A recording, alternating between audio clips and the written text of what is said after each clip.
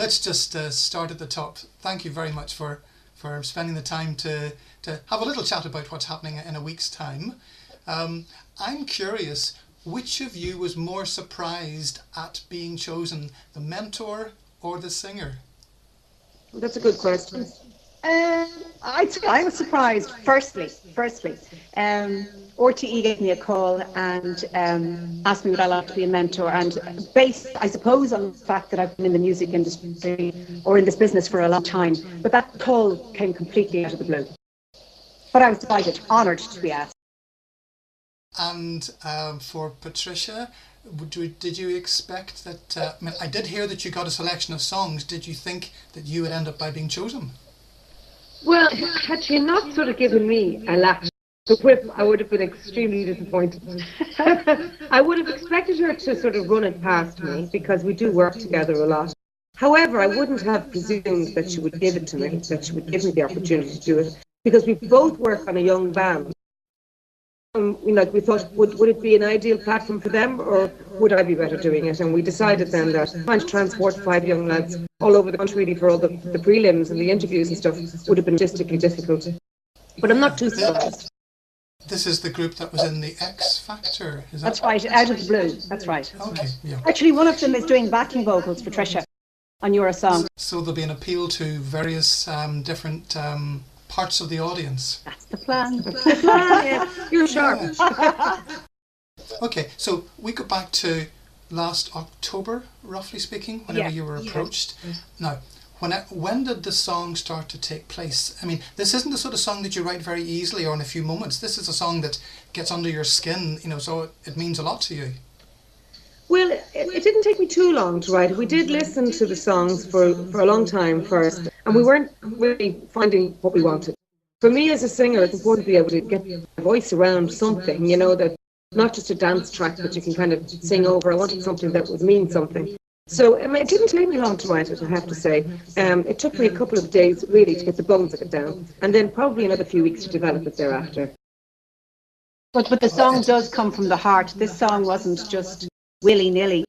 It sounds to me like the sort of song that you'd have a tissue in one hand and a gin and tonic in the other. You were right about that, actually, not about the gin and tonic so much, but certainly with the tissues, yes, because it's a relationship. It's about a relationship that I was involved in for on and off 7 years. And it wasn't the easiest. It was quite a turbulent sort of relationship. And that, while we both love you very much, it just doesn't work out in the real world. On one level, it's brilliant, and on the other level, all the same cracks appear, and the same problems appear, and you end up back where you started. So, I was trying to write about that, the feelings that it gave me, because when I'm not with them, I miss him. And there's a hopelessness to me when I'm not around him. And then, of course, when I am with him, I'm saying, what did I do that again for?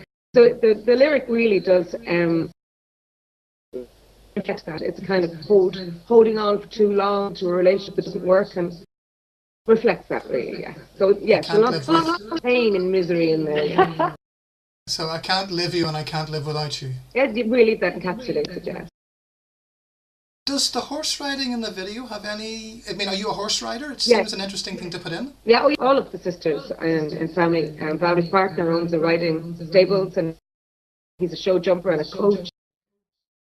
And so we all ride. And we thought initially that we'd walk on the beach because it's quite emotional. And when I'm upset, sometimes I walk on the beach and try to gather my thoughts. And then we thought, well, why not ride on the beach? Get a horse and ride on the beach. And that was lovely. I really, really, really enjoyed that part of the video. I really did.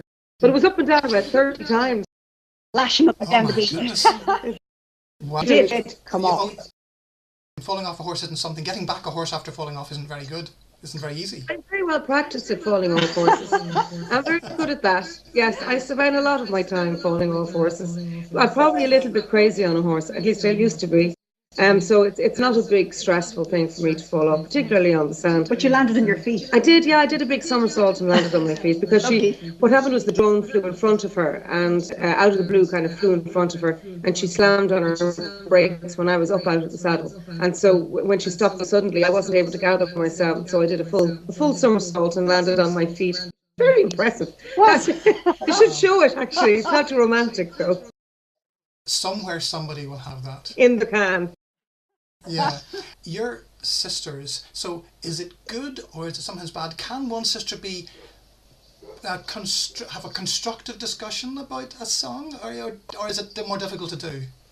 Well, from my perspective, I trust everything Valerie says all my life, on and off, of various different things. And I completely trust her emphatically. And I know that she has a high opinion of me. And so if she said to me, that's crap, I would believe that that's crap and take it on the chin. There's no hard feelings there.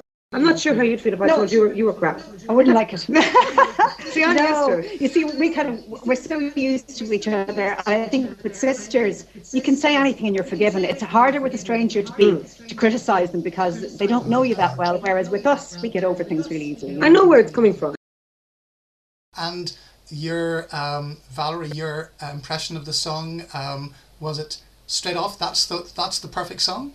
Well, yes, it was, because Tricia initially wrote the lyrics and then she sang it down the phone to me. And once I heard the lyrics, I knew exactly where she was coming from. I could feel and hear the emotion in her voice.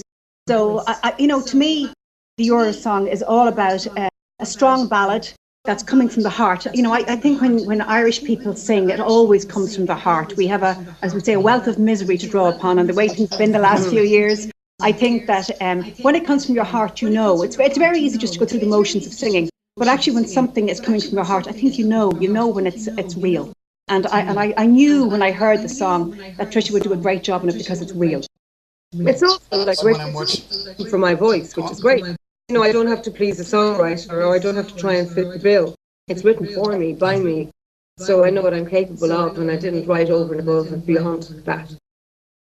Well, I look forward to. I hope to see you next week if things work out, and I look forward to the tears and a soft drink in one hand and a tissue in the other. Well, you know what? If we win, I'll have more than one gin and tonic. I think I'll have a few. Good on you. I'm thinking of you when I'm drinking them. That's yeah. I think that could be taken as a compliment. It is. Okay, thank you very much again, ladies, for your time. Hopefully I'll see you next week, and good luck in this endeavour. Thank you very much. Thank you. Bye. Okay. Bye.